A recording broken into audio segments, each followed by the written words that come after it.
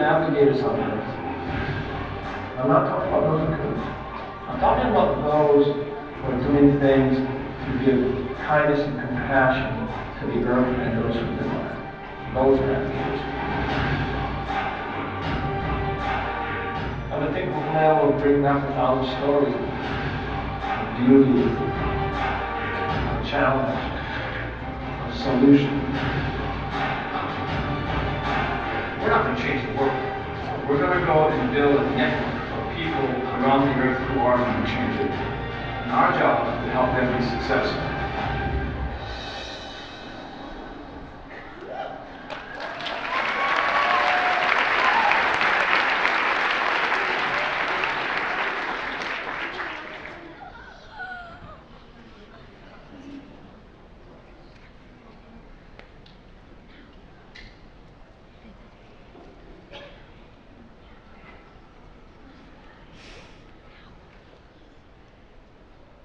Aloha, my name is Kohina and I am in Mālama, Honua Public Charter School in 5th grade.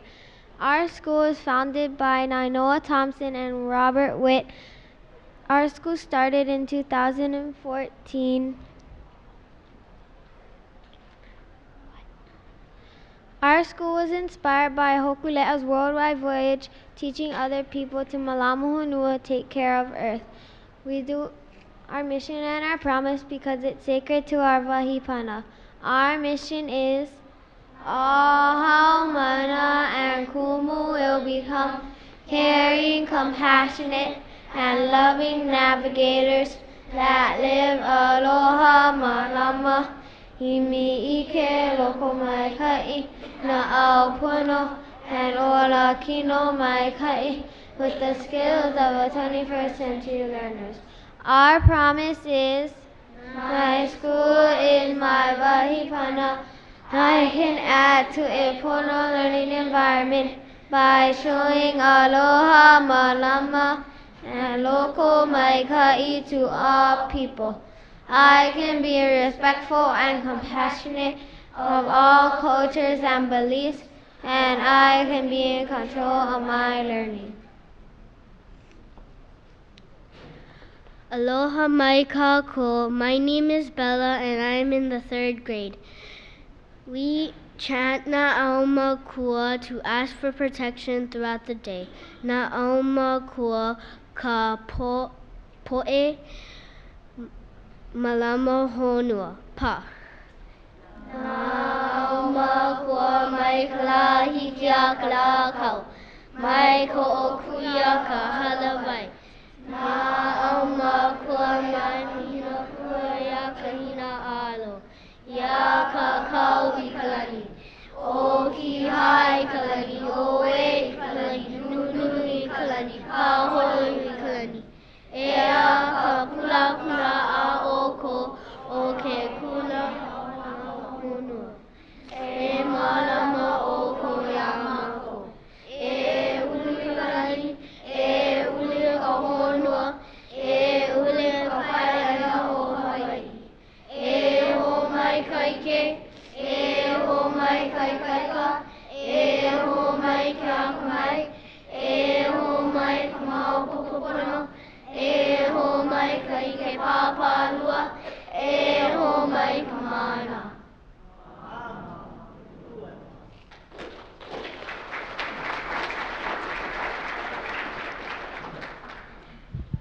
Aloha, my name is Braxton Ling, and we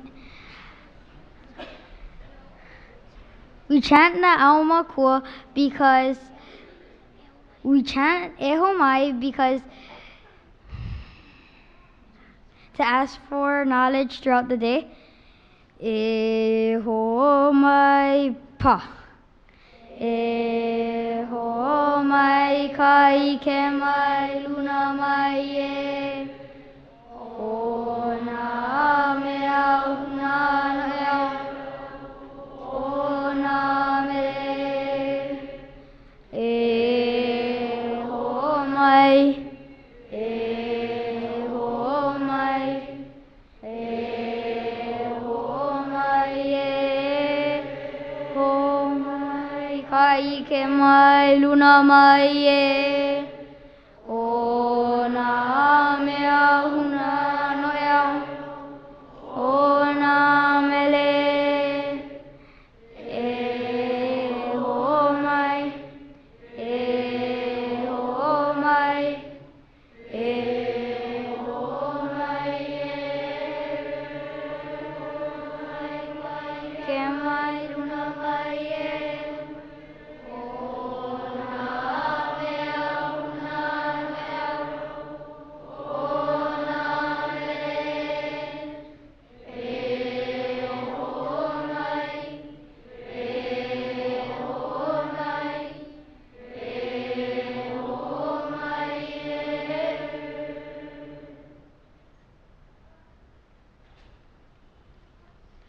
We do Eya Hawaii to remind us of our voyage genealogy and a chief that after a long journey sees Hawaii, and we welcome Hokulea.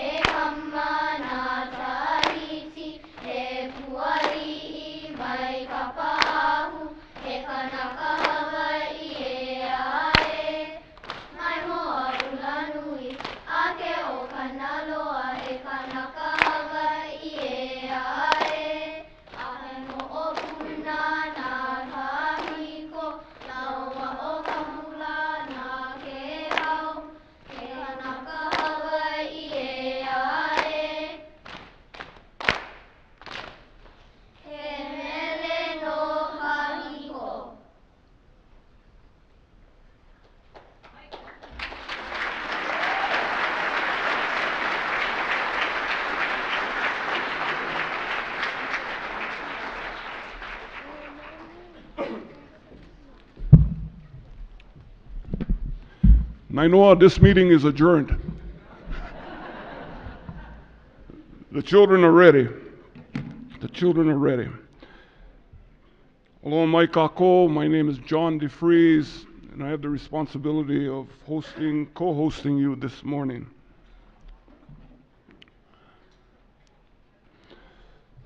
On the oceans of opportunity, near the Sea of Dreams, there is an island. On the oceans of opportunity, near the Sea of Dreams, there is an island of destiny. And on the island, the villages of humanity. And throughout the villages, the places of learning. As the child said, my school is my vahipana. Nahalawa ola, the world houses of wisdom, the sites that are sacred. Nahalau Aola, the schools of traditional knowledge, where the stories of old are told and retold. Nahalau Aola, the centers of modern science and technology, the places of research and new discovery, where there is no seam or separation between spirituality and science. There is no seam or separation between technology and traditional practices. There is no seam or separation between arts and academia. And we now know we have the ability to design our way into the future we want. This is what we learned from Mālama Honua. Nahalau Aola are the academies of life. And today here in Waikiki, where the fresh waters flow from Palolo, Manoa, and the ridgeline of Makiki, and merge with the sea, one such academy is now convening in this room. and we are now in session. Distinguished guests, ladies and gentlemen, students of Hawaii, students of the world, welcome to the Mālama Honua Summit.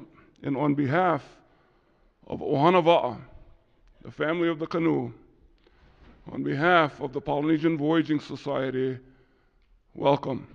Aloha mai, aloha mai, aloha mai.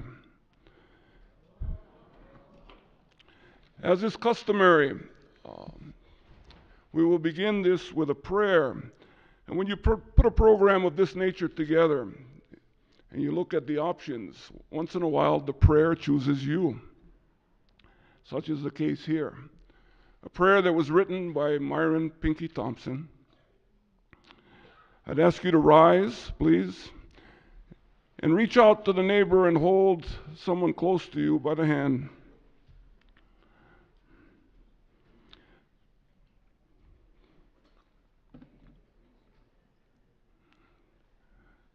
E pule kako literally means let us pray, but it also enables us to give thanks to Keakua and those forces of the spiritual realm that are here to support us, have always been here to support us. It's also an opportunity to align our deepest feelings with our highest aspirations, dreams, and potential. And now, in the words written by Uncle Pinky, let us call forth the supreme power of our individual spiritual beliefs to join us. For those who have them, call forth their aumakua, our guardian angels, to be with us today. And now reach inside of ourselves and the spirits of our family members and special friends who have assisted us to be people who care, want to share, and dare to dream impossible dreams. Let us gather our spiritual strengths so that we can thank them for their continued encouragement, guidance, and protection as we proceed through life. Now for our Supreme Power's blessing upon this gathering, in the words of my mother, in her language of comfort, Nā Keakua, e ho Pomai kai ia o ko, aloha, aloha pumehana. Mahalo. You may be seated. Thank you.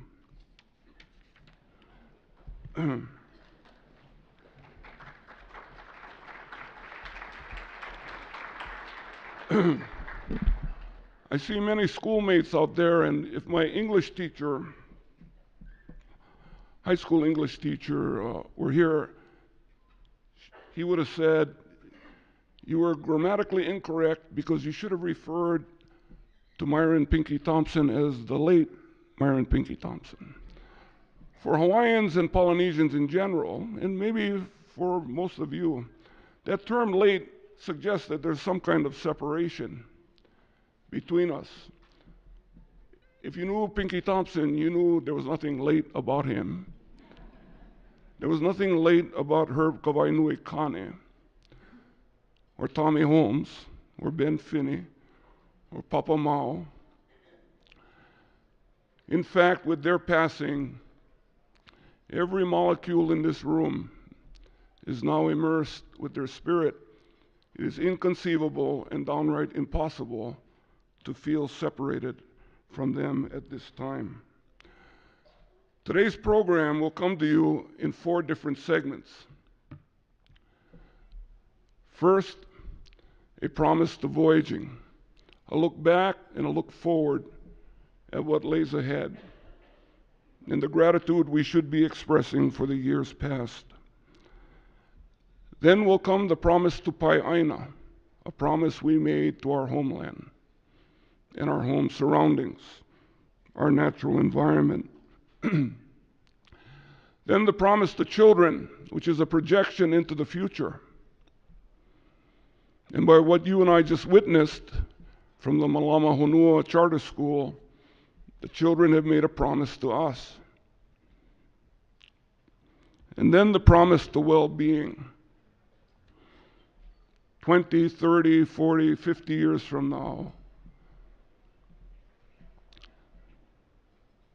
the well-being of Hawaii is essential, so that generation after generation is expressed as done by those children. How about another round of applause for the children of Mālama Honua?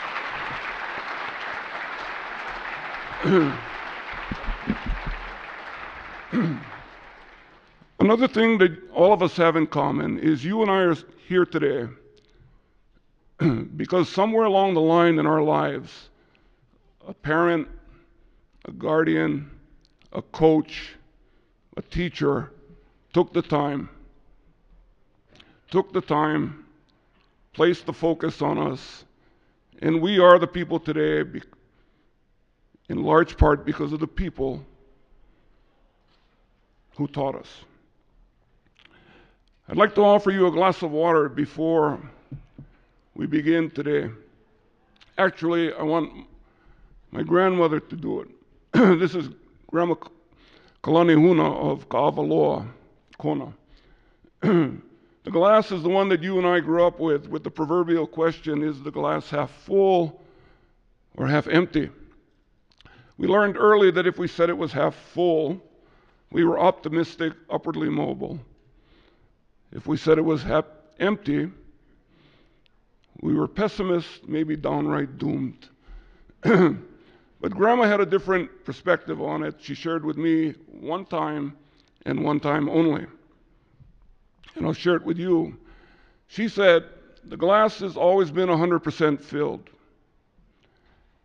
Half with the air we breathe, half with the water we drink, and 100% of it is filled with light. And that light is a representation of a higher spirit. The lesson was, until you learn how to value that which is intangible, as much as you do the tangible things in life, you will just continue to repeat the same lessons in life. And that you should never forget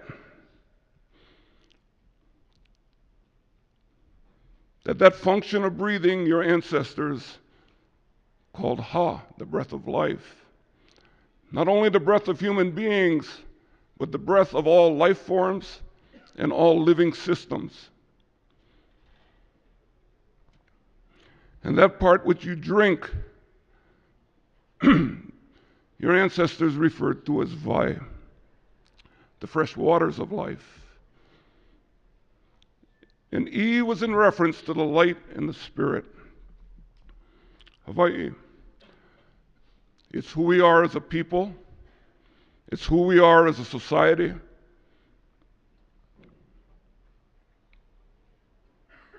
It's who we are as a place.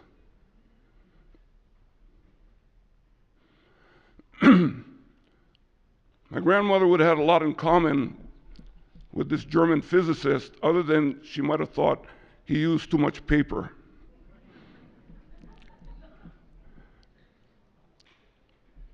But Einstein said it well. And what my grandmother's point was, is you need to approach your existence and your future with a higher consciousness. That too is a gift of Hokulea and Mālama Honua.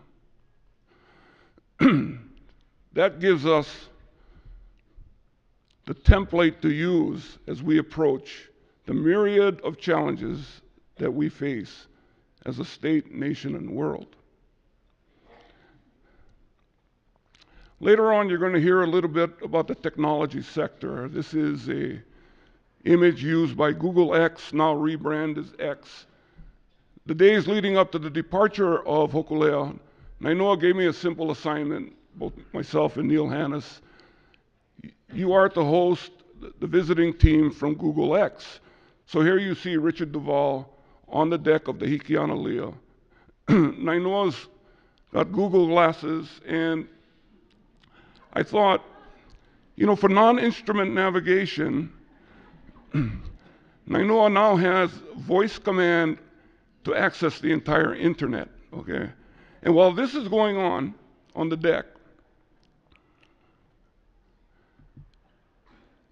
We turn to the right, and there's this young girl, Rosie. The father explains to us that Rosie got up that morning, went out and picked flowers, puakenikeni. And the parents said, "What are you doing?" She said, "I'm making a lei. I'm making 2 lei to give to the canoe." And so the father brought her out. She presented the lei, and it was so obvious when he looked at the smile on Rosie's face that she was moved. Her heart had been opened, her imagination had been liberated, and she was a happy, happy girl. It made me think that back in World War II, when the women were called into the factories, there was this iconic figure named Rosie the Riveter. Rosie the Riveter. Well, say hello to Rosie the Laymaker.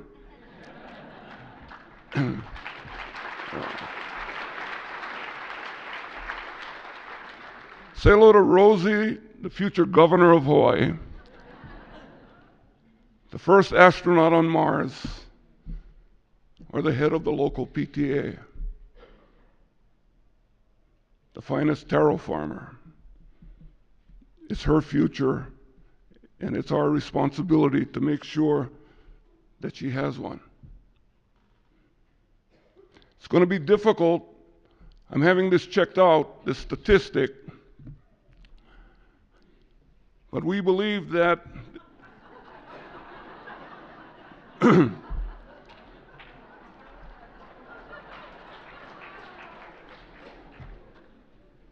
in the spirit of just keeping unity, for the next 5 hours, can we just say that both wrestling and climate science is real?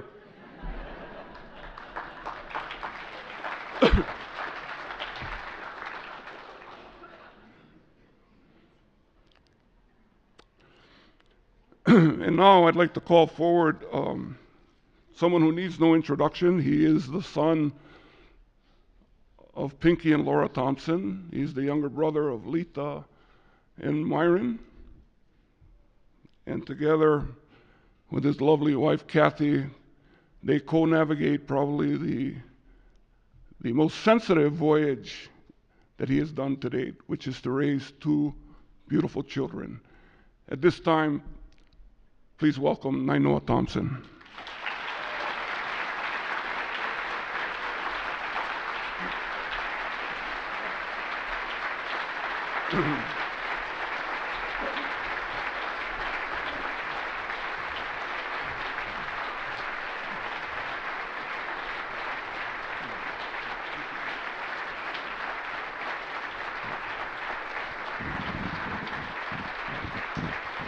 Thank you, thank you. Please sit down, thank you.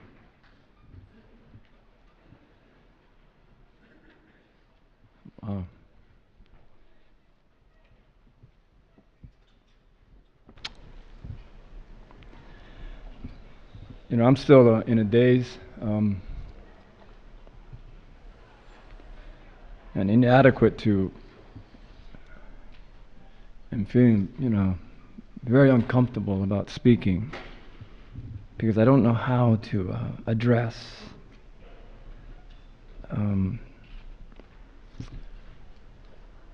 love and the kindness of so many from around the world in the deepest of where I meet people and they're in the same place, imbalanced, kind of stumbling and trying to figure out what this all means at homecoming.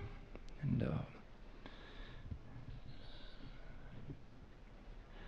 but we made promises and we made a bet that we'd borrow hokulea from our children. And the bet was we'd bring her home.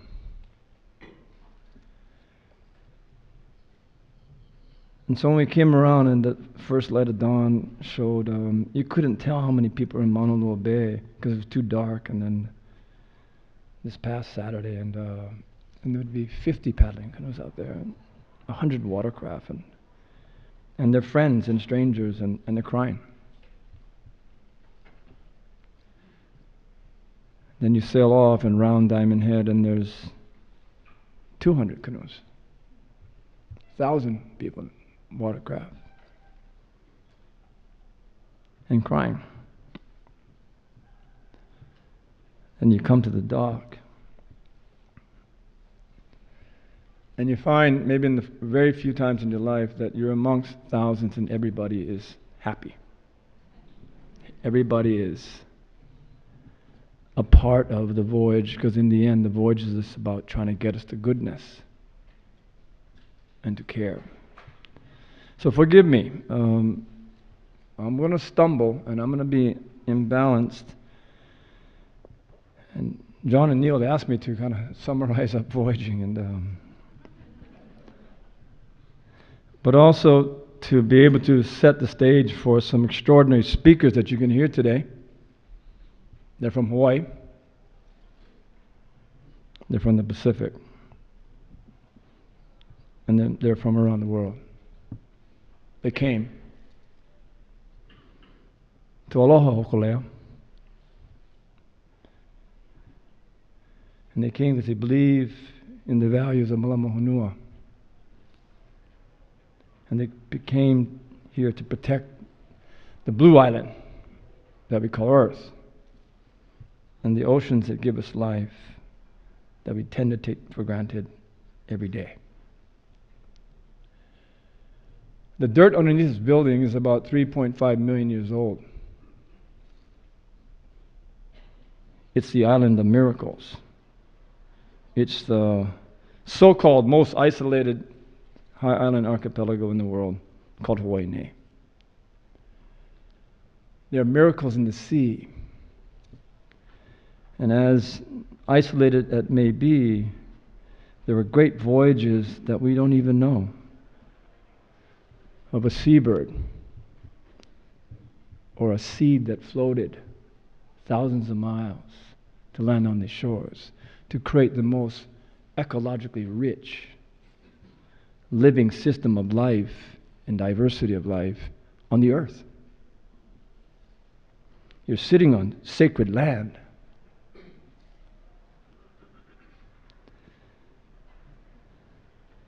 Then 2,000 years ago, there's a spaceship. Crosses the first road. A place called Kaikinui. Maybe the Marquesas, maybe the Society Islands we call today. Spaceship of our ancestors, 2,000 years ago, 1,000 years before Columbus was born. Longest open ocean, deep sea passage of all time, navigated by the stars, the wind, and the sea, and life in the oceans. Those navigators were not just great explorers, they were not just great adventurers, they were great scientists. They were great scientists, maybe the best of the time. They weren't in one field of meteorology, or they weren't in one field of astronomy, they weren't in ocean. They're in many, many fields. And then this people would come and pay respect to this land first. And they would build their populations to maybe, some say, 800,000. About the population today, without Matson, without aircraft. 100% of what they ate, they created. And they protected this place. Do you know that they were only allowed to live on 15% of the land here? The rest of the land in the watershed was kapu. Because water was sacred and water was wealth. The difference between us in today and them is we see ourselves as disconnected from nature, and nature is something that we enjoy, take what we need with no promise to give back, destroy what we do, and walk away. No. Hawaiians, Polynesians, were not separate from life. They were the life. Maupiailig once told me when he was 5 years old, his grandfather had started him voyaging to teach him navigation. He said, the canoe on top of the wave, and the wave lifts the canoe go up and down, and when the canoe go up and down, I get sick. My grandfather tied my hands with rope, throw me overboard, 5 years old, and drag him behind the canoe. Try that today in your public school system. But he spoke with deep love for his grandfather. He said, yeah, he's thrown me in the water so I can go inside the ocean. When I go inside the ocean, I can go into the wave. When I go into the wave, I become the wave. Then I'm navigator. The great gift of all indigenous people across the world is that kinship and that relationship and the family relationship to nature. We need all of you. And homecoming to Hawaii, I know there are thousands of little Kala'is. Thank you for reminding me about how we've grown, how far we've come. But there's another side of the story. 200 years ago, there's different voyages came with stuff like introduced disease. And real quickly, this is not what the story's about, but you need to know. The Black Road of Extinction, that the 800,000 would be reduced by 3/4 quickly. That 3/4 of the population of Native Hawaiians died in 28 years. Bury you standing up because there wasn't enough sand. 100 years ago, population was down to about 22,000. 1926, we will outlaw by policy Hawaiian language and culture, no value. Or was it intended to go extinct? Private school teachers had the authority and ability to beat you with sticks for dancing hula, speaking your first native language. I know. My grandmother told me. She went to Kamehameha. In 1924, my father would be born,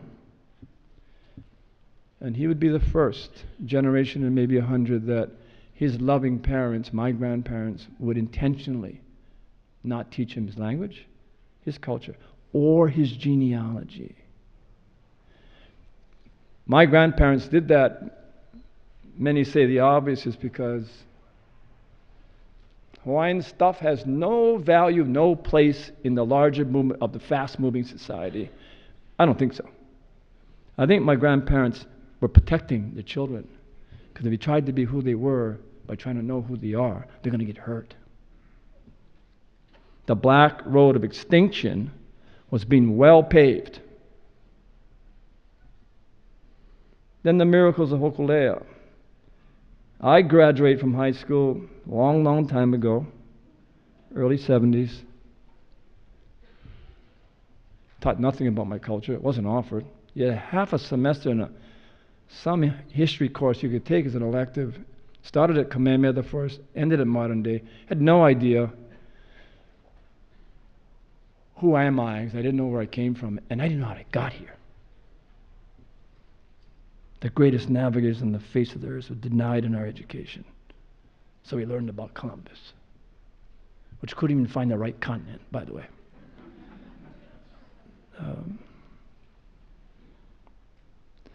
Sustainability wasn't a word.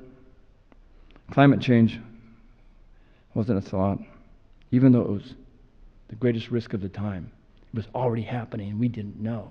We were living in this mass amount of ignorance that, because the greatest challenge back then was, that I was taught in school, was that, don't worry, the only problem we got is distribution of food, human hunger, and the oceans have an infinite supply of protein forever. Guys, 90% is gone, big fish.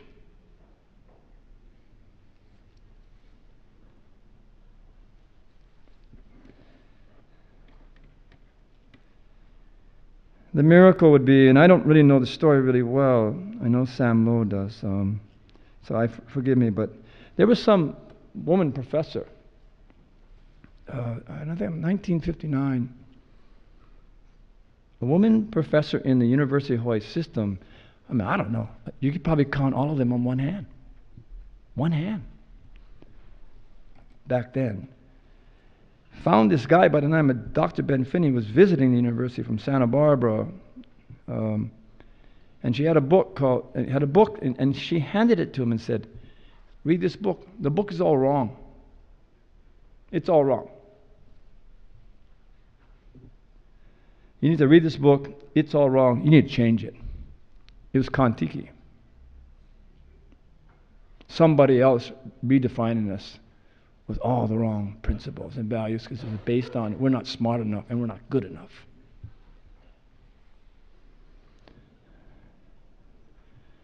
Then there's a phone call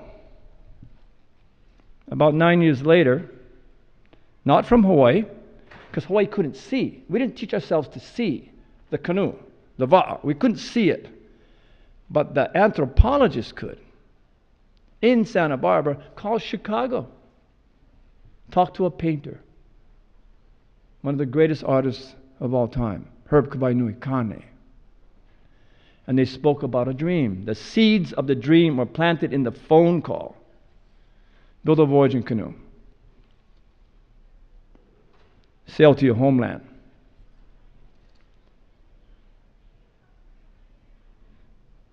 Bring back pride and dignity. Give it to your kupuna and to your children. Change history. Set it to the right. It was an issue of justice, cultural justice.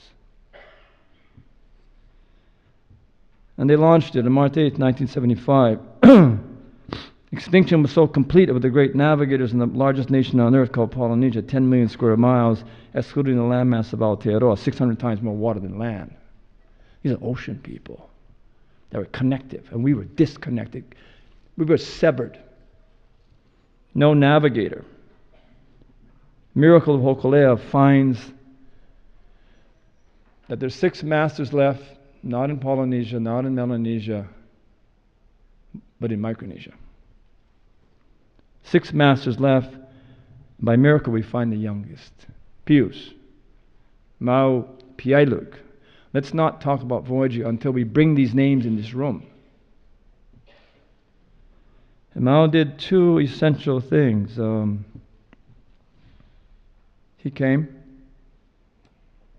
brought back our ancestral knowledge and skill and courage and intelligence and brilliance.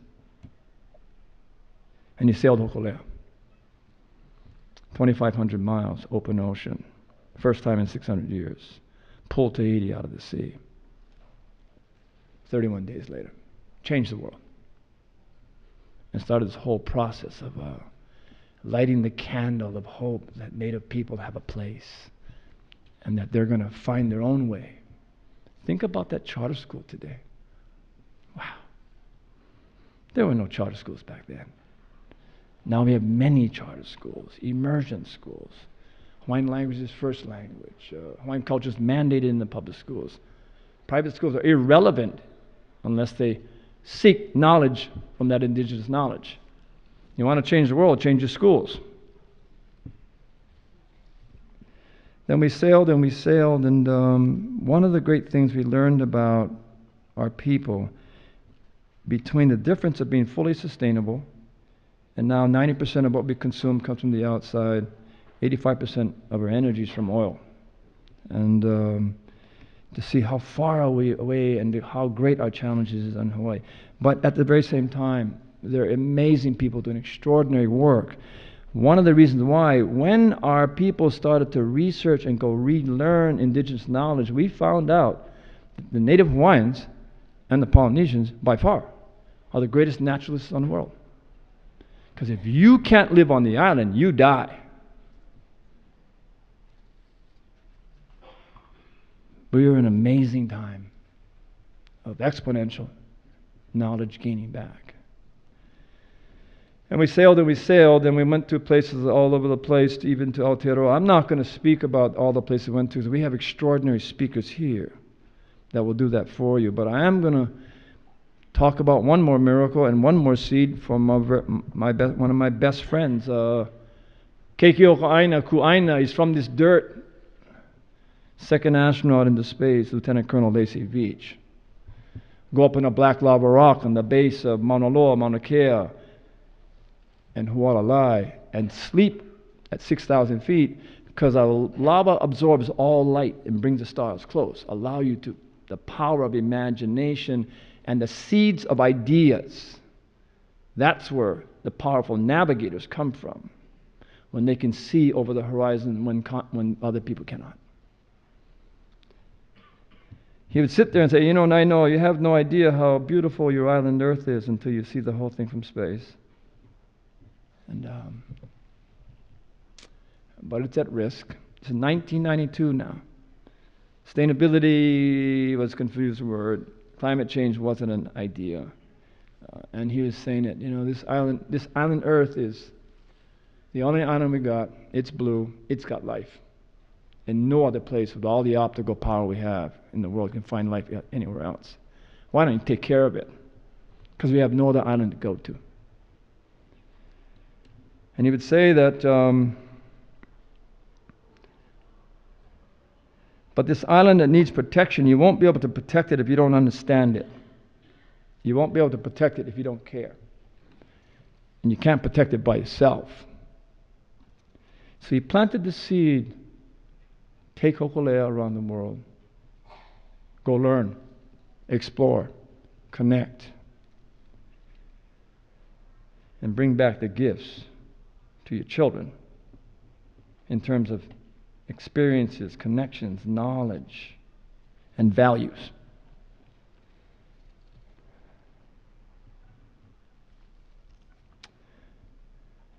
And we loved the seed, but we feared the seed. 16 years we was leadership. We would lose Lacey in 1995.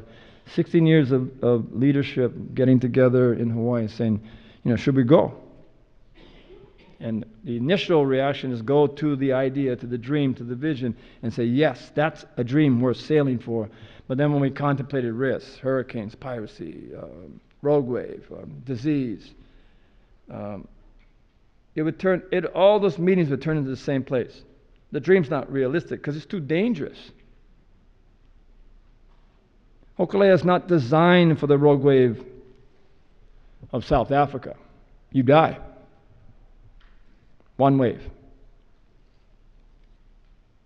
It's not designed for any hurricane on Earth. It's not designed for the cold of Nova Scotia. But then it was science that started to create a whole new language that nobody knew. And we called it sea level rising, we called it acidification, we called it hypoxia, we called it dead zones. We started to look at the declines of our fish stocks. We started to look at the great risk that even though we don't understand it and we get up and we run our lives in good ways, that we're going to change the biology of the ocean and the chemistry of the atmosphere. That humanity will change the Earth, and the Earth's going to change humanity. April 1st, 2008, there was a meeting at the Honolulu Community College. All leadership in Hawaii was there, mandatory. Captain Billy Richards was presiding. Put the vote on the table with the new language, with the new things that we didn't understand. You can't protect what you don't understand. The vote was put back on the table, and it was unanimous. We voted 4 times because we had to be unified. If we're not going to be unified, we're going to fail. And we left the room saying we're committed. We're going to go. And I thought everybody would be, wow, you guys are awesome. Thank you for taking this voice. No. I had one senior leader from Hawaii grab me by the shirt, pull me to her face, crying, saying, you have no right to take this canoe. It's not yours. I take care of the poorest children in Hawaii. Do not take the light away from them. What if you lose it? She never said one word about what if you lost me, but she said, what if you lost a canoe? And then what are we going to do if we don't have the light? And that's when it became crystal clear to me. It took me 2 days to think about this, because she pushed me away. Essentially said, you better figure this out, Nainoa. Maybe the decision's all wrong. And I slept on it for 2 days, and I called her back and said, no, we're going to go. We're going to go because the question is raised is what's more dangerous? The rogue wave, the hurricane, the pirate, or with the knowledge that we have today of all the issues that are coming forward to the promise that these children made from the charter school, it's all at risk. That the real question is what's more dangerous? The dangers of the earth in exploring it, or being tied to the dock and do nothing? That your future as leaders will be within ignorance, it'll be apathetic, and it'll be inactive. And if you don't exercise your vision and your dream, somebody else is. And that's why we are where we are. So we left. We made 4 promises. I'm not going to go into them because you have extraordinary speakers here today. All I want to put into context is that we promised a global voyage. You're going to hear from global leaders. We promised that this would be meaningful to our children in Hawaii, and that's why you have local leaders. And I will say that I'm very grateful to all of you for coming here in the room, because you wouldn't be here if you didn't care, number one. And you wouldn't be here if you didn't believe we have hope.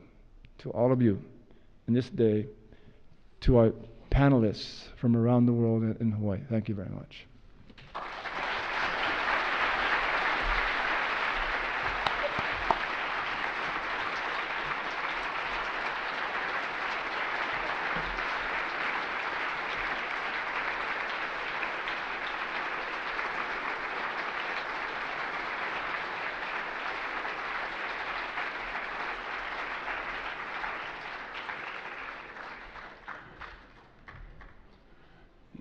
Nainoa, don't go too far because I'm going to ask you to help me with these introductions as well.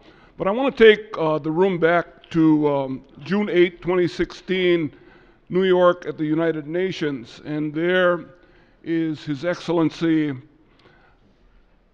President Thomas Ramengesau of the Republic of Palau, and the Secretary General of the United Nations at that time, Ban Ki-moon. And Mālama Honua, the delegation, and Hokulea were the guests of the Palau mission there at the United Nations. I want you to read what the Secretary General said in his speech to Nainoa. I think all of us who have grown up in the islands understood for the last 4.5 decades the educational mission of Hokulea, the cultural significance of Hokulea. What we need to now understand is that an immense diplomatic mission has been opened. And this is not a diplomacy built on geopolitical forces. This is a diplomacy of aloha. This is a diplomacy of Mālama Honua. This is a whole different paradigm that has been opened. Nainoa, you're not aware of this, but 1 week after that New York photo was taken, President Ramengesau came to Hilo as a guest of the University of Hawaii and to deliver an address there. And while he was there, he, along with the children of Hilo, planted 2 trees at Palikai. What this means, Palikai is where Hokulea and Hikianalia are moored before they depart Hilo, before they departed 3 years ago. And all future voyagers and navigators will walk by these 2 trees, one planted in the name of the ancestors, one planted in the name of the descendants, and a root structure that over the years will be forever intertwined. And how magnificent a tribute that was for the president to be with us. Nainoa,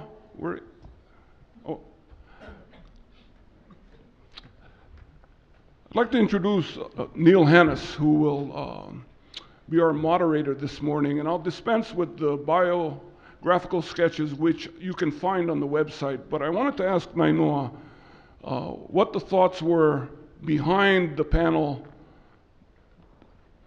that we have put together this morning. Why was Hector Busby so critical to this discussion?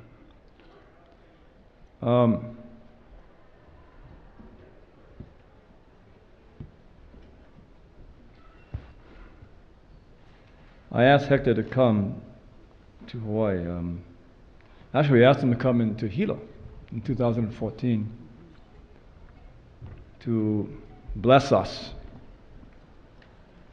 and his fundamental, powerful belief that he'd put his ancestors with us to protect us at sea. He told me, I'm not going to come because you haven't departed home.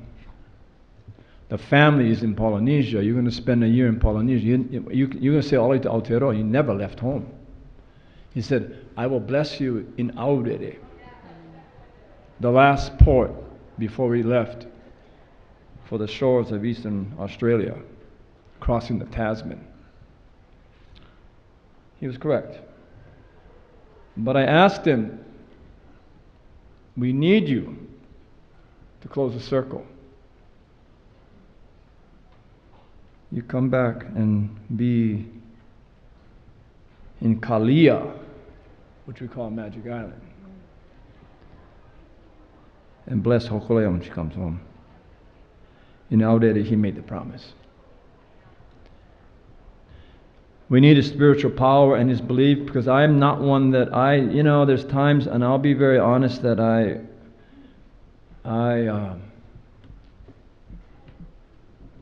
am absent of belief.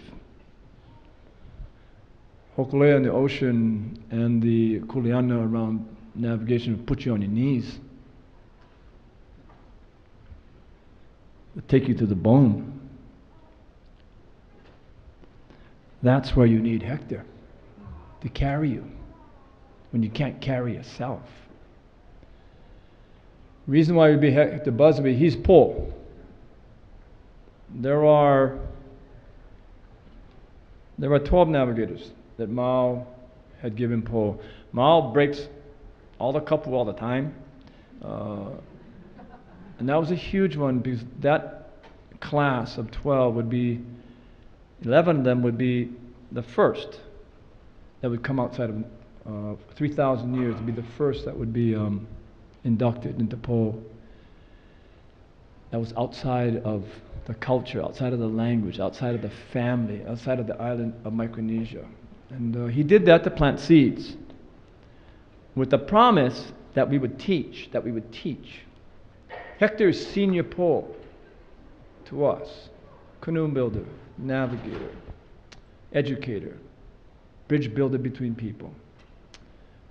He's of the highest status, just got his doctorate from a university in Auckland last week. We all love him, we all respect him, and he needs to be here to share with you his extraordinary experiences in voyaging. Thank you, Nainoa. You also insisted that Dieter be part of this gathering as well. Yes. Dieter, I gotta call him up. Either he's going to bed and I'm getting awake, or whatever, or he's getting awake or I'm going to bed. He's from Germany, by the way, on that side of the earth, and he's a man of the heart first, brilliant, genius, but at first he's of the heart. And he has, I've known him for 9 years. He came to Hawaii with a vision that the South Pacific need voyaging canoes. They need to be able to find their own way with their own vehicles. So a little, very, very short history.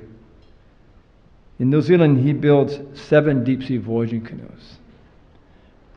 He invites crew members from 11 Pacific Island nations, puts them on a circumnavigation voyage of 2 years around the Pacific. And when you add it all up, it's like 77,000 miles of 120, 130, 140 crew members that never, ever had the opportunity before. Never. I see Dieter as a revolutionist, that he makes changes quick. So revolution is defined by change and by speed. And then you know what he did?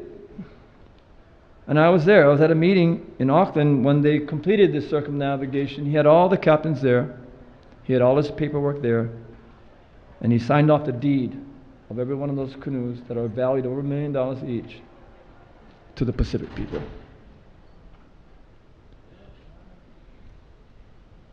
And then, you would think that would be enough. No. You need to go to the Marine Education Training Center and go look at tomorrow. The solutions of Pacific people in small islands is a rough one. We sit here and we know we're going to have lunch. We sit here, we're going to go to the gala tonight and we'll be fed. That's not the case. In the small islands, it's hard for young people to see the light of tomorrow. And much of it is because the absence of transportation of people, of goods. And we're waiting for some broken ship to be donated from China to move food maybe once a month. And maybe, oh, I missed that month, and the next month, and the next month. And these people are starving. And their islands are sinking. Dieter got an engineer, designed a boat that would be for small islands, and the more poor the better. He designed it so that it'd be driven by the wind, and he designed it that it could be fueled by a natural resource that they have that's sustainable. It's coconut oil. Got Yanmar engineers to redesign an engine. And then he brings this canoe. Go to the Marine Education Training Center that came all the way 4,500 miles from Aotearoa to be here. To be here. And then he'll build another one, and it'll go to Palau. This one's going to go to the Marshalls. And in his vision, he's going to build 50. Give them all away. So that Pacific Islanders, the ones that are the poorest the most, will have a chance to recapture not just their past, but their future. And do it in the way of their ancestors. I asked them to come on top, the stage, revolutionist and genius. Thank you, Dieter.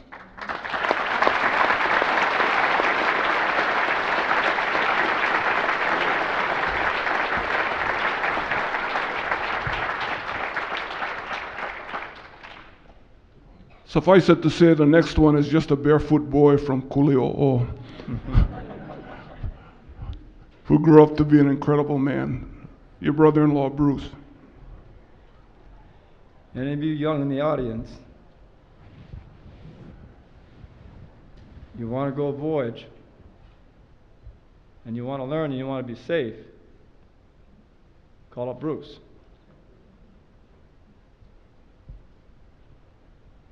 We mapped out the sail plan for this 42,000-mile journey. And then we took a transparency, overload the 16 risk issues and the dangers. And then we overloaded it with opportunities of, wow, we're going to go to all these 300-something ports with First Peoples around the world, with the beauty of everything. Going to the 350 schools in the Great Barrier Reef where a kindergartner grabs your hand and drags you around where the national government subsidizes the schools, defines the purpose of schools. These schools' sole purpose is to protect the biology of the Great Barrier Reef. It's at risk. That's what schools are supposed to be for. Clearly identified as solving a risk issue that our children are going to inherit because of our actions. You needed leadership to do this. And when we looked at that sail plan and said, you're going to cross the hot, shallow, small Indian Ocean, strong currents, confused waves, risk. When you're going to take Hokulea from Cape Town and go across the whole Atlantic on one leg, Because how are you going to change the crew? To Brazil? Are you nuts? You call Bruce. Bruce has transcended us all.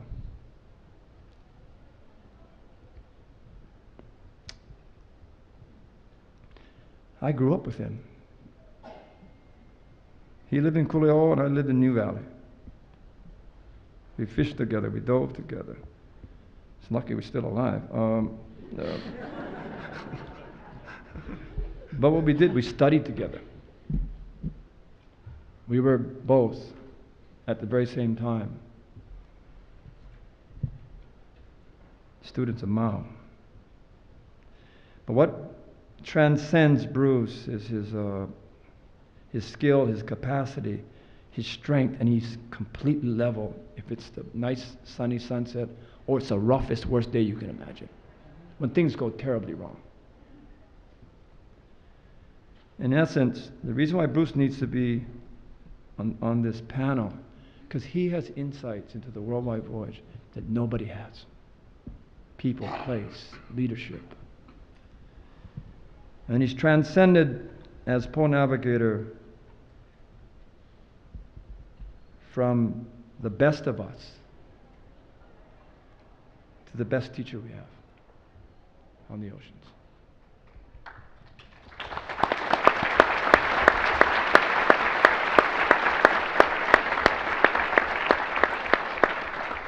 And the last thing about Bruce is that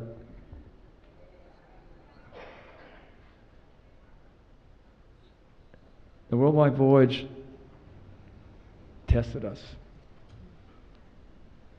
to the limits of our exhaustion. We had to stay within the schedules of hurricanes. We had to get through certain places at certain times. We had to move, but we were so tired.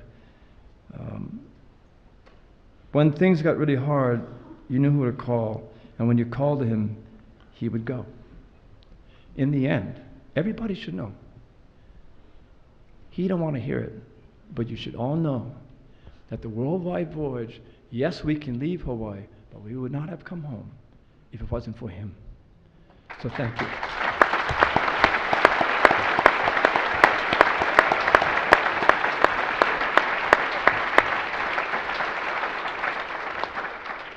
And I know a final panelist with us today who is indeed a force of nature on our island. And we're all so proud of her. But Pomai, it was important to you that Pomai be here at this time. Absolutely. You know, that voyage from Tahiti to Hawaii was it's the road.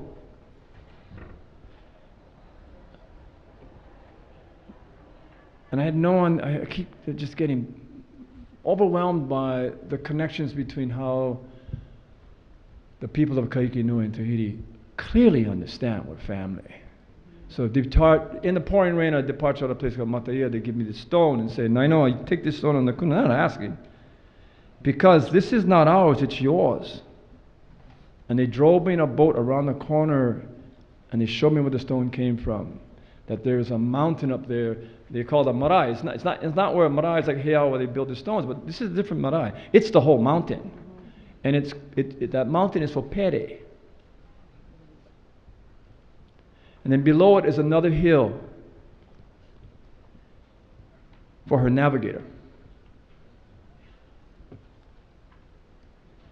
And that name is Paoa. The name for Kamehameha I, for Duke Kahanamoku, my father. Same family. Put it on the canoe. Who is going to captain that stone home on the road? Because it's all about family. Pomai, daughter to Captain Clay. Pomai, niece, the pole navigator and Captain Shorty Bertleman. Pomai is a daughter of the sea, and Pomai is a vital vital investment into tomorrow as an educator.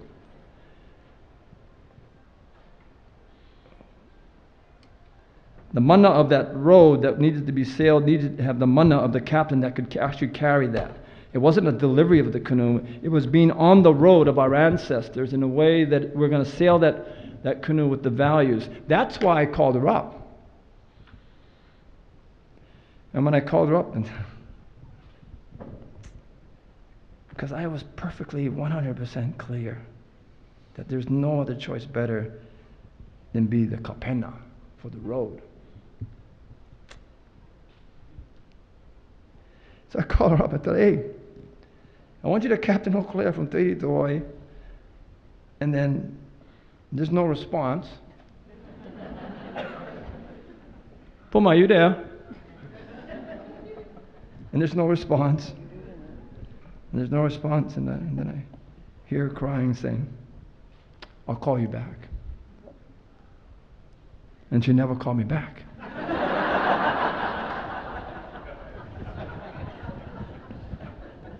I had to call her back.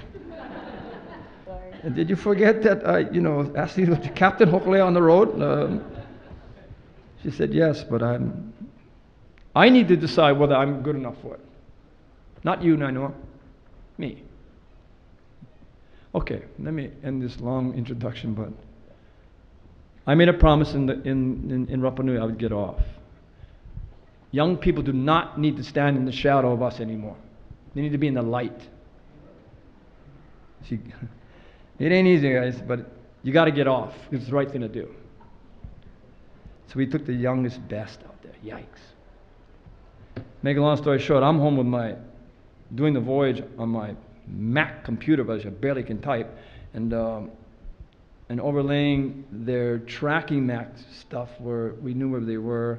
And then we overlaid, like the water vapor stuff, the satellite visuals, all the weather stuff, and say, wow, that's a rough voyage. And then, holy smokes, that's a cloudy voyage. But there is a line that our navigators draw on a map, and in their memory, it's the coastline. And I watched them. Northeast winds come, knock them off the line, drive them to the west, dangerous position. I watch them. I lay over the weather going, holy smokes, this is a rough doldrums, and they got two of them. And I watch them get knocked down and then come fight back up. Knocked down and get fight back up, all the way up, and held the line. And so we intentionally stay east of Hawaii, get to the latitude of Hawaii by reading the stars only. Southern Cross. And we make a decision to turn west at the right time. And you better be right. Because if you're too far north or south, you should have a great ceremony in China. They'll welcome you. And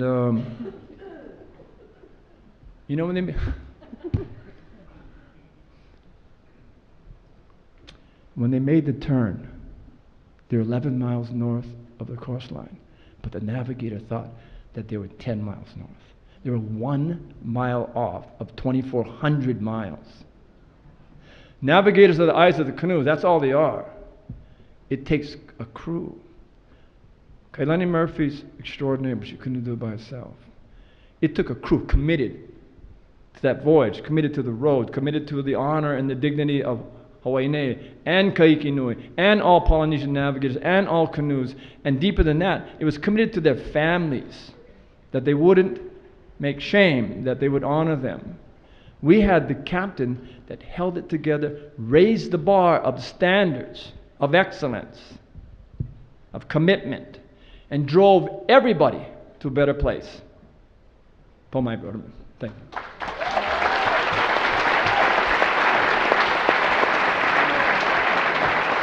Mahalo. Mahalo Nainoa. Hello, Mike Kako. What an honor it is to be sitting here on the stage with you, and let's get right to you now. And heck, we're going to start with you, Tenakwe. Hector, you led the revival of Voyaging again in Aotearoa with the construction of Te Aorere. Tell us about what inspired that act, that initiative, and tell us a little bit about the Kupewaka Center and the role that you hope it will play in the future of Voyaging. Aloha, Hector.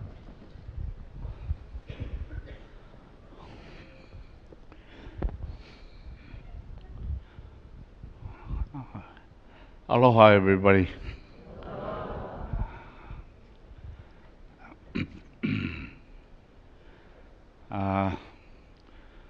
Today, we are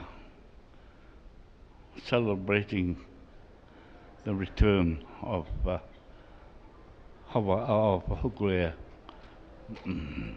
homecoming. And the years,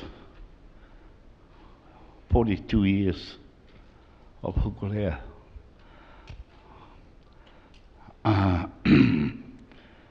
For me, for us, it's 32 years since Nainoa first came to visit us. And before then, I didn't know a thing about ocean voyaging or anything. But that was the beginning of my starting to think about going to the ocean. And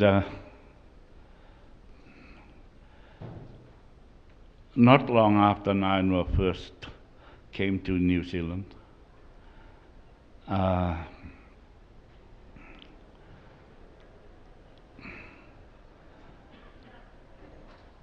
gosh, I'm not used to talking to people really. But not long after he came, and well,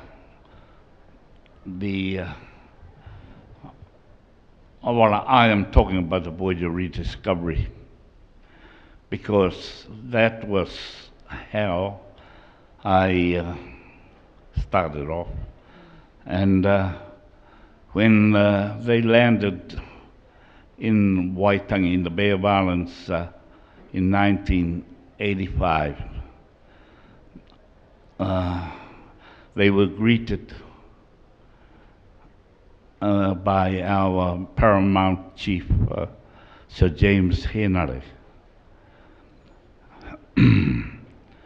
And I'll repeat what Sir James Henare said to them, that this was one of the happiest days of my life. For all the critics that said it was never done, you have proven today you have done it like how our ancestors did it years and years ago. And he also said that he hoped in the near future we would build a canoe like yours and sail back to where you started this voyage of rediscovery. Yeah. And in 1989, Sir James passed away. And it was then that I made up my mind that I was going to try and uphold his wishes.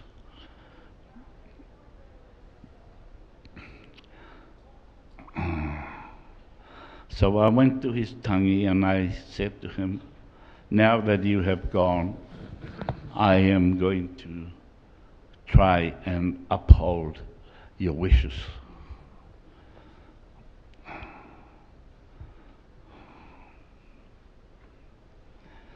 And the day after I went to his tangi, we had already planned to start building a canoe for our big celebration of the canoes in 1990. I went to the forest and knocked down 2 kauri trees for my first waka I built. And it wasn't long after that I made up my mind we were going to build a double hull canoe. So I went up to the forest again and knocked down another 2 trees for Teodere. And that's how we began. And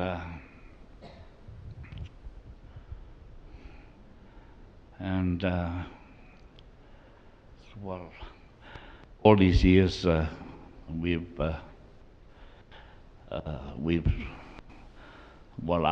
more or less stuck to my guidance, and I was going to.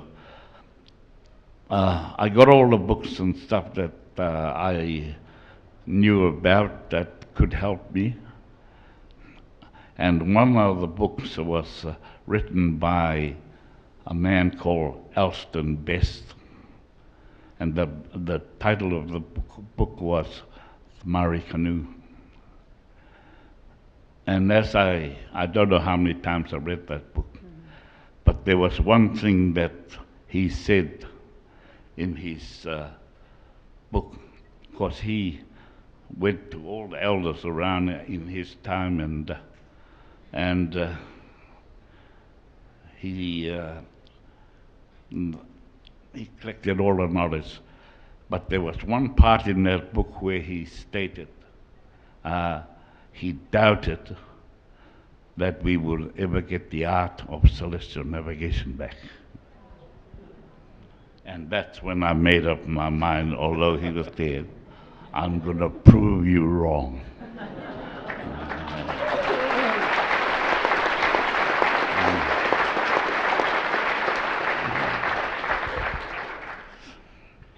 So that's about it. And, well, I've stuck to my guns right up till today. The only sad part about it is I'm not as fit as what I used to be, and I'm quite disappointed about that. Yeah. Hector, but you're starting a Kope Waka Center. Will that kind of bring in youth and a next generation to carry on? Yes, so that is my hope. And right now, we've got a lot of handicapped children now that comes there and works on weekends to keep the place tidy and all this and that. And right now, of course, we're still trying to finish to get out of there back ready again for teaching our children. Not only children, there's some guys over 50 years old that's wanting to learn about navigation. And what I'm trying to do is to get this school going as soon as I can, and then perhaps I will hope somebody else is going to be strong enough to take my place. Well, Hector, we're very happy to have you here today, and for all the manaki and hokipa you've shown us every time we go down, we just feel so indebted to you and your ohana, your whānau. Kia ora. You know, I was quite shocked yesterday, the amount of people that come to me and said to me, "Oh yeah, I've been to Aurere," and I was quite amazed, really, and all I can say is I'm happy that I was able to get here for this. And we are too. And I'm going to try my best to keep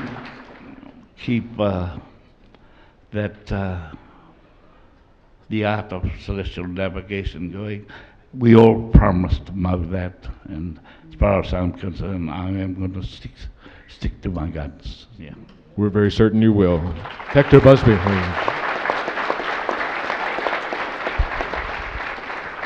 Sitting eye to eye right across here, Bruce Blankenfeld. Bruce, you've been with us, PVS, from the start, from the very beginning. Your reflections on that journey over all these years, and thoughts about the takeaways from this worldwide voyage, in which you really, I think you had the most nautical miles on your belt than anybody. So, what are your thoughts about that, and where we go from here? You're on. Gosh, it was such a lot going on with all of that. It's hard to know where to start, but with this photo here, this is coming into Maine. It's the Penobscot people on the beautiful birch bark canoes. Just their love of their ancestry, their ancestors, their culture. They still build these canoes, and they're beautiful, and they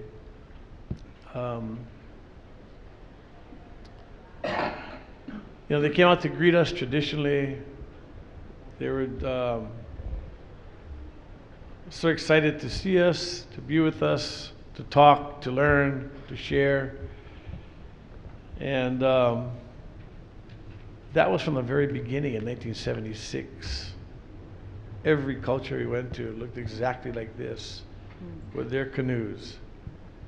In those canoes with them, just like John says, are their ancestors. And that's what they're sharing with us. And, you'd think that, if you don't have that the cultural grounding or the perspective on life, of spirituality and that that essence, that so much was lost. But it was never lost. It was just people couldn't see it. They, I don't know what it was, but everywhere we went, to Tahiti, to Aotearoa, everywhere on this long voyage, up in Alaska, up in northwest in Canada, here in Minjerribah and Quandamuca, in the Quandamuca people, down by the Brisbane area. It's still alive, it's still strong. Our similarities for love of our children, like what we saw today, we all know that. That is focal. That's integral to who we are. But the beauty of it all, with so much of just this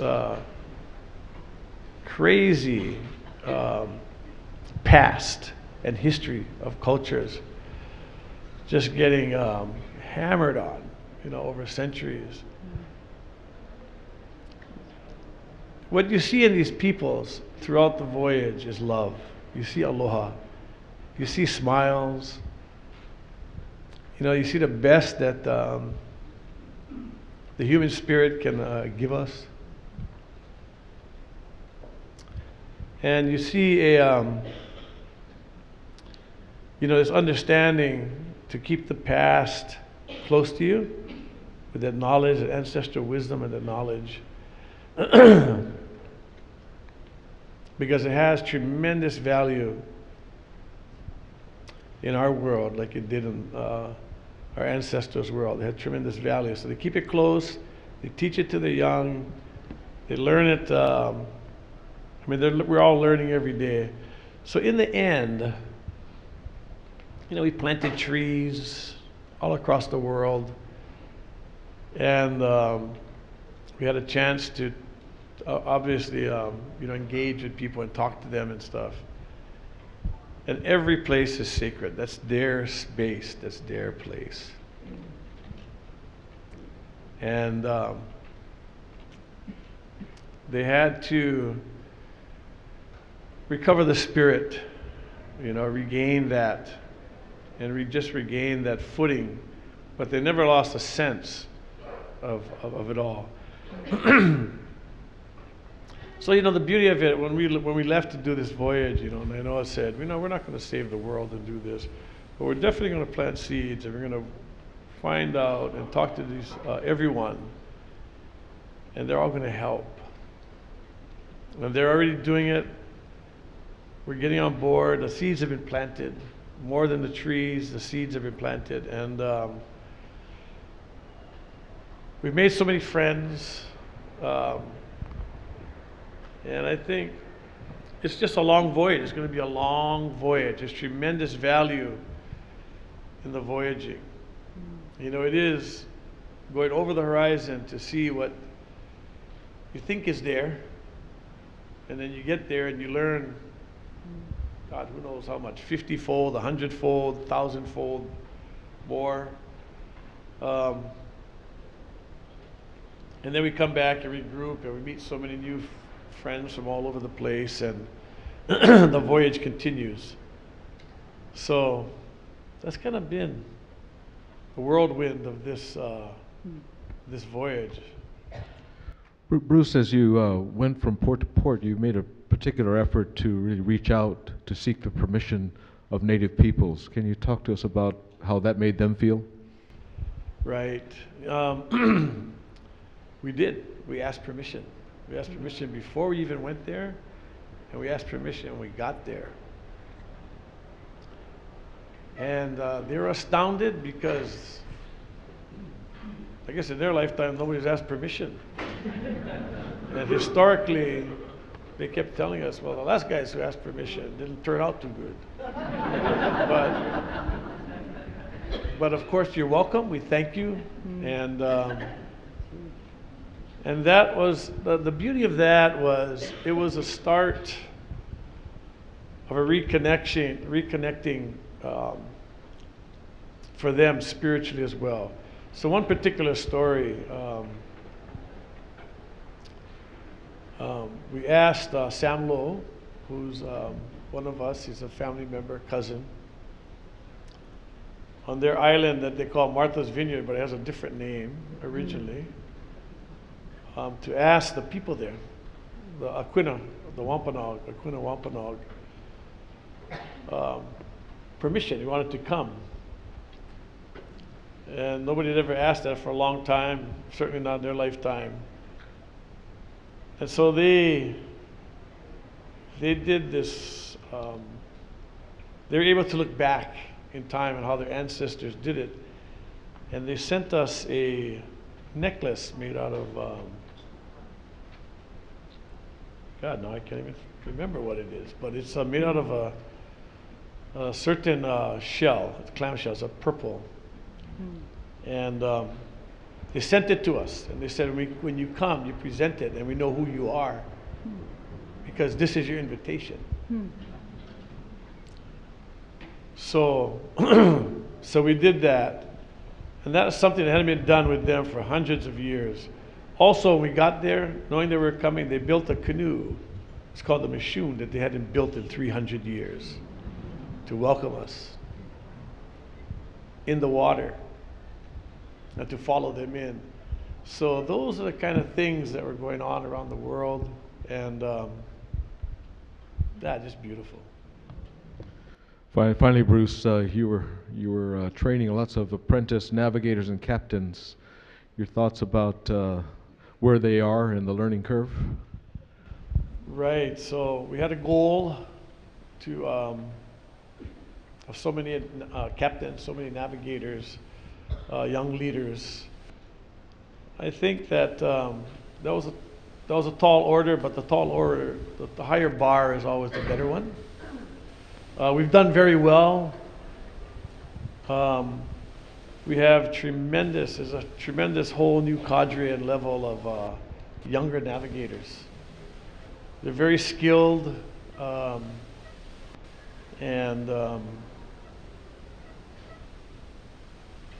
very skilled. It's just astounding. You know, we had Mao in 1976, we had Nainoa in 1980, and then slowly, you know, people are coming up.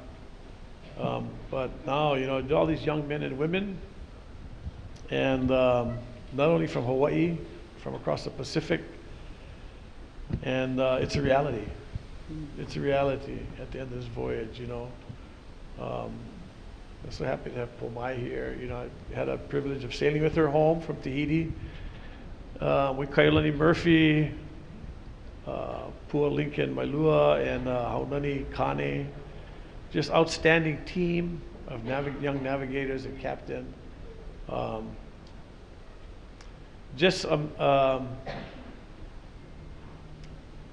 feel fortunate to have been there to witness what they accomplished. You know, I mean, you guys could see it by watching the website and the chart, and you know, Nainoa explained to that about how, you know, we get pushed west by the winds, and you know, the navigation, everything. It's only about what the winds allow you to do, and you just got to settle down. And I mean, my role was just to kind of keep them guys settled down and don't worry about it. The winds will come back. You guys got to get back up. That's all. And but to witness the whole thing on board, and you know, their tenacity and intelligence and beautiful spirit and stuff was culminated in looking at Haleakala from 130 miles away at sea and seeing your islands. Fantastic. Mahalo, Bruce. I'm sure the navigators and captains and all the crew feel fortunate to have had your leadership, and he was our representative in so many ports of call, and you did that so well to represent all of Hawaii and all of Ohanawa. Mahalo, Bruce Blankenfeld.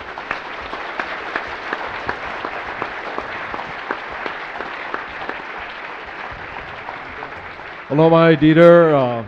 I'm sure you've heard countless times, how very fortunate we feel to have Hekenukumai in our fleet of canoes of Ohanawa here in Hawaii. In fact, Hekenukumai logged over 20,000 nautical miles, carrying the banner of education as Hokulea continued around the world. Dieter, are we fulfilling the promise and the hope that you had when you presented us with that canoe and founded Okeanos? And tell us about that vision that you had, and where do you see it going in the future? Yeah, aloha, friends of the ocean and sailing. Aloha. Yeah, just fighting with the technique, sorry. Okeanos, let us start. I guess Nainoa said a lot of already, and I would like to tell you what he said about the wakas, that you understand. And I know when you said the book on Tiki was totally wrong, when not you called it 1958, what you said before. I got hooked on the waka idea when I saw this book. This is a book of the exhibition which was in Auckland in 2006. And I saw this in 2008. And I saw the picture and I saw this as unique. The beauty and the function of the aesthetic of the boat is so good that from instantaneously I decided we have to build this. We had several reasons to make a film and others to make a shot. So with my friends of the South Pacific, we came to Nainoa, of course, to ask for his blessing to do this. And when we came and we said, and I must honestly say I did not know why we had 7. We discussed this in Pango Pango at the Pacific Art Festival in 2008, and in the morning at 8 o'clock, I said, we have to build this, and we built 7. This is subconsciousness. It must be 7. And when we came to Nainoa, and I said, Nainoa, I have a very crazy idea. We want to build 7 wakas, and we want to propel them to be free of fossil fuel and free of towing. We have to be in the South Pacific on our own. We want to propel it with photovoltaic and electric engines. Nobody had did before. He looked at us and said, it's really a crazy idea, but why not? Do it. But 2 minutes later, he came and said, Dieter, listen, I have also a crazy idea. Do you believe we can sail with Hokulea around the world with celestial navigation? I said, oh gosh, this is as much a crazy idea as ours, but why not? Do it.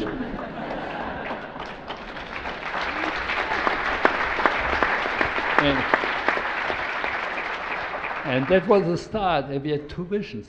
And imagine, it's only 9 years from today.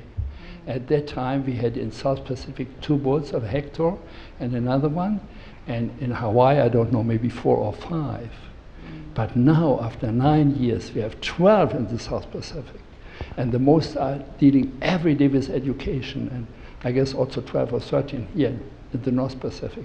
What changed in 9 years? That makes us hope. I want to talk only about 2 visions which might lead us into the future, because I know you mentioned, and I think we should give some information.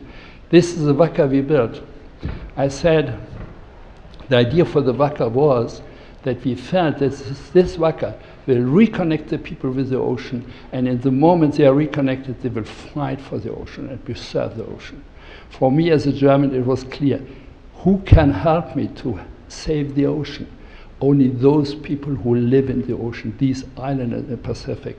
That's their life. So we have to make a strong alliance together and see what we can do for the ocean. And I guess we did not bad in 9 years. Therefore, this waka is more practical. It's simple made. It has not so beauty and tradition. It's more practical for daily use.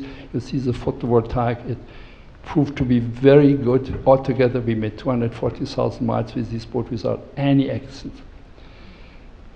But to come to the power which made this unprecedented, what you did in Hawaii, the Mālama, Honua, which spoiled us and encouraged us to do, that is the power of the traditional stories. And I want to take you into this power, 30 seconds to feel the warmth and the power of this, to understand what I would like to tell you. A long time The ago, sound is running? there were 7 brothers living on a Oh gosh, can I go back? No, it'll. Our video, please. Can you go back, please? Let us run. No, it's good. Sorry. Just here. I don't know if it's running. So it must run, it's a film. Yes. Can you start this little sequence, please? No, go back. Go back. This, if you press this and start this now, it should run. Yeah. A long time ago, there were 7 brothers living on Whakarava. One day, the eldest brother realized he would never be the heir to his father's title. You So don't he hear left anything. home, and his 6 brothers left with him. That's sorry. It was They a wonderful took story of several stones Whakarava. In the Whakarava, when we came, had been 600 years before, 7 wakas left, 7 brothers, sailed to all islands till Aotearoa, and took the stones to put on all islands, but they never came back. But now, after 600 years, we came back to Whakarava. And it was so moving that everybody was crying on the island. And it was exactly what we felt at Saturday when you came home with Hokolea.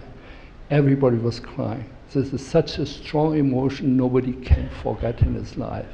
And we filmed this, we did this all for filming, and I guess this message, what we saw at Saturday, will spread out for years and take many people to action. And why do we do this? Because what we learn in this voyage is only 2 things for the future. First, for the education, the vision for education. We came on board with the feeling of competition. Later we call it the mantra of the last century. After 2 months on each waka, as a metaphor for a floating island, 60 people on one waka, 100 people together. After 2 months they became totally different. They learned that they have to trust each other, and they learned the others trust them. And they developed compassion, mindfulness, helpness to each other. They changed the social fabric.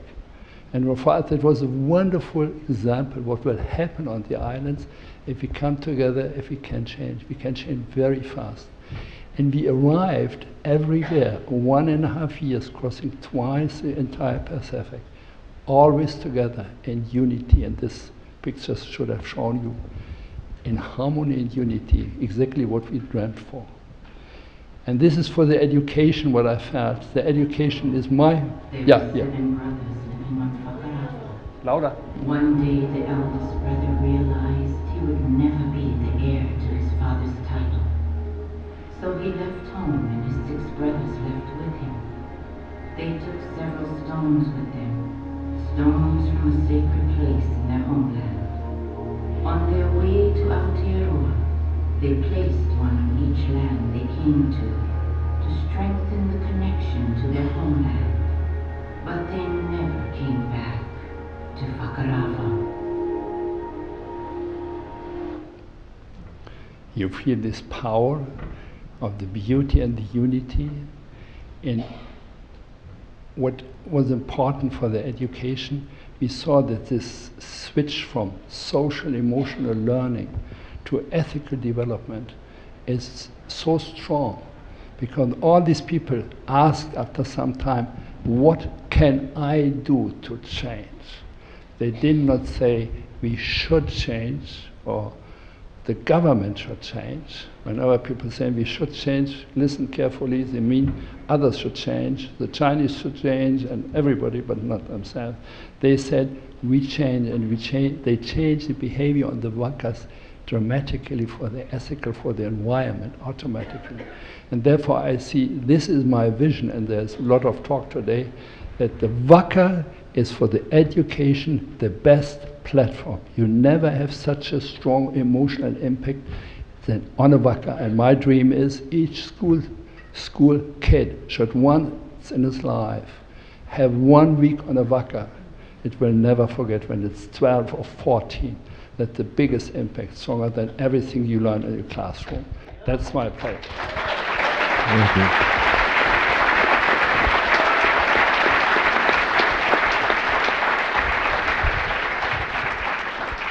And now we come to the really new point, Nainoa taught already.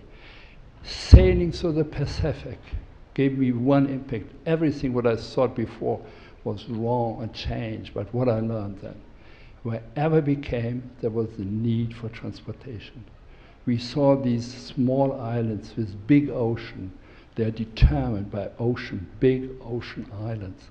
And the blood veins is a sea transportation, and there was none. It was gone. And they said, they can't survive, they can't, we have to do. And I said, we have to make a small boat. The Wakamoanas with 2 months need 8 people. We need a boat for their daily life.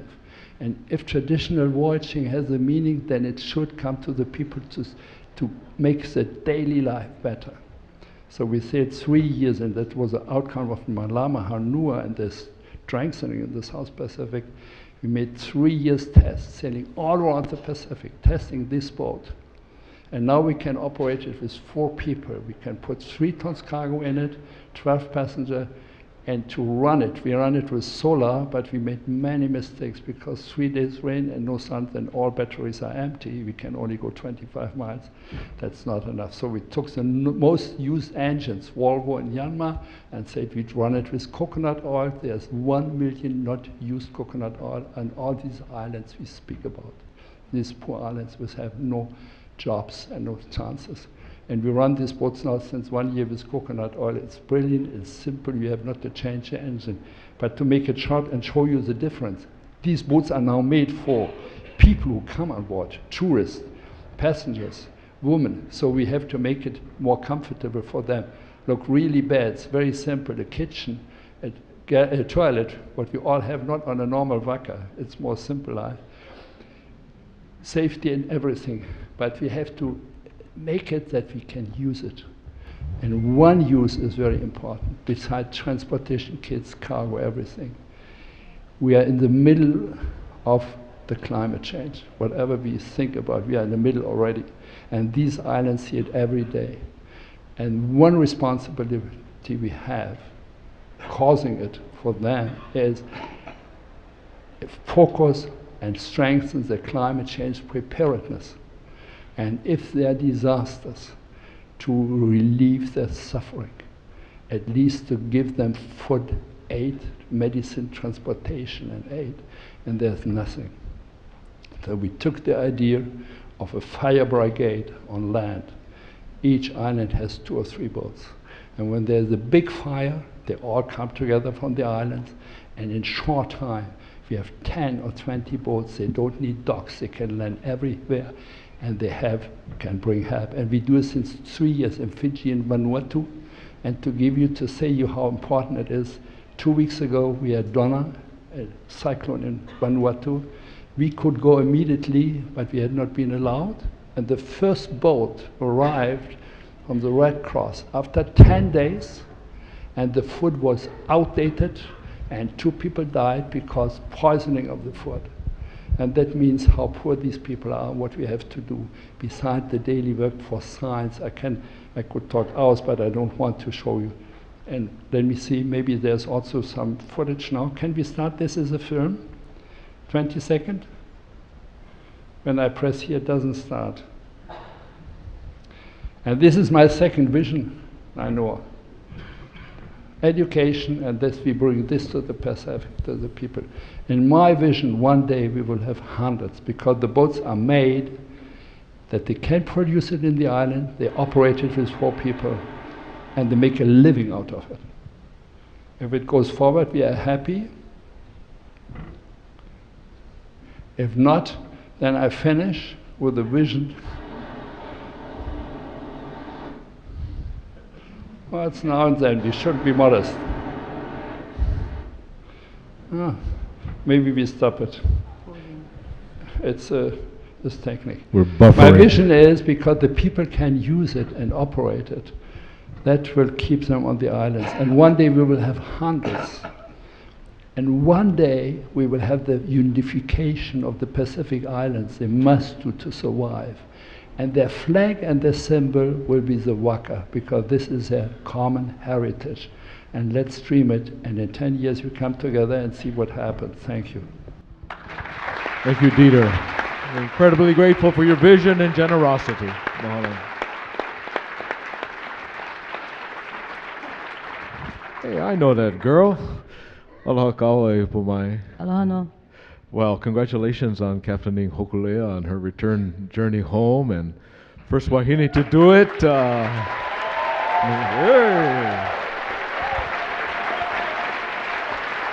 So talk about how that made you. You gonna lose it? Talk about how that made you feel, and especially following your dad's footsteps and your ohana's footsteps. Pomai. Ke aloha nui a kako, aloha. First I'd like to say aloha to all of those who come before, who put us in this exact space where we need to be right now. To all of our ancestors, all of our kupuna, but more especially to all those voyagers who came from across the sea and who told us generations ago that we are possible and that we are real and that we are present and we are future right now. So aloha to all of them. Aloha nui to all of the po who I've been really fortunate to be raised with. Ko Hector, Nainoa, ko Shorty, Brucey, Onohi, Kalapa, Tua, Peia, Jack, PDP, Kiahi, Ka'au, Uncle Billy, Uncle Buff, Uncle John. Mahalo nui to everyone, and Uncle Shorty again. Mahalo nui to everybody, aloha. Aloha. What you need to know is that you and I were both asked by Nainoa, and it was a hard question to answer with a direct yes. Because, like he said, we both went through questions of, are we the right people? And do we know enough? And then, of course, our first question was, can we have a sailmaster with us, a pole, a light in the dark? And that's how we started off. The one thing in our whole process of training and getting makokau for the voyage that I think is significant for you to know and understand is that the 2 of us spent time on our crew list. It was a crew list designed by the 2 of us. And the reason why it was designed that way is because in my memory, I had seen my uncles and our brothers organize and design crew lists together.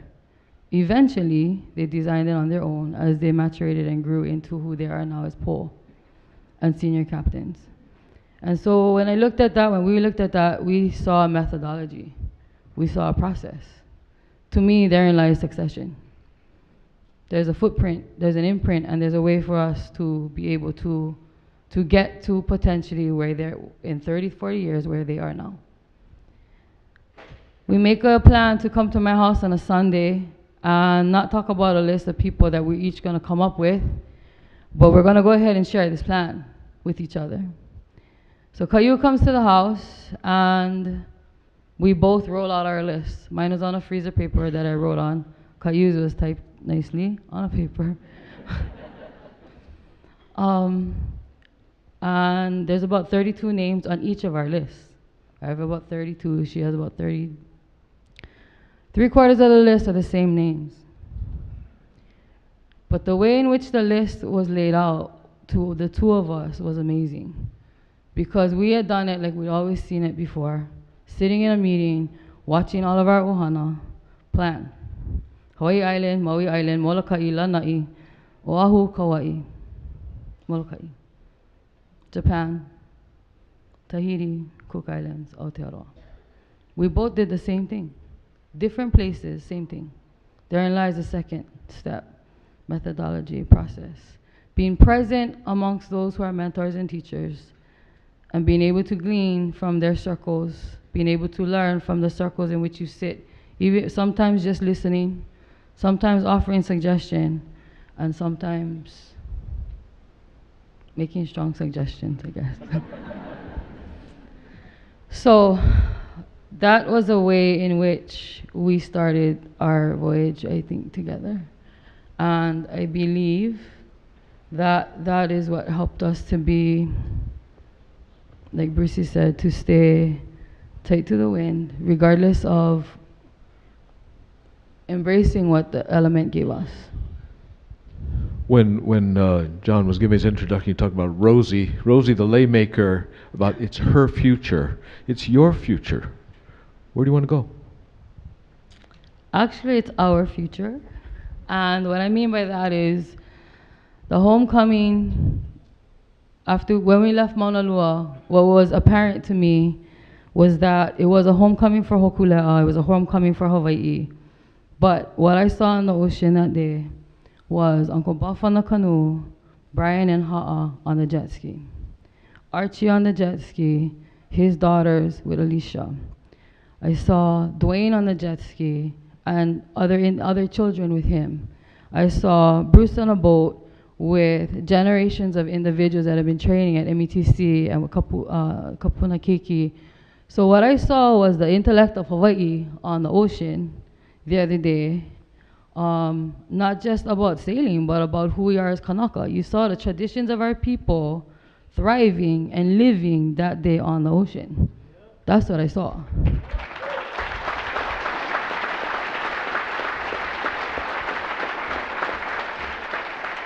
And that's not something that you get, that's not something that you get in school.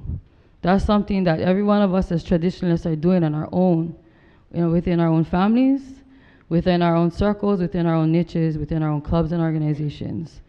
That's what happened that day on the ocean, and that was magic. It sure was. Well, we could listen for hours to all of these panel members, but let's give a nice round of applause to Pomai for finishing us off.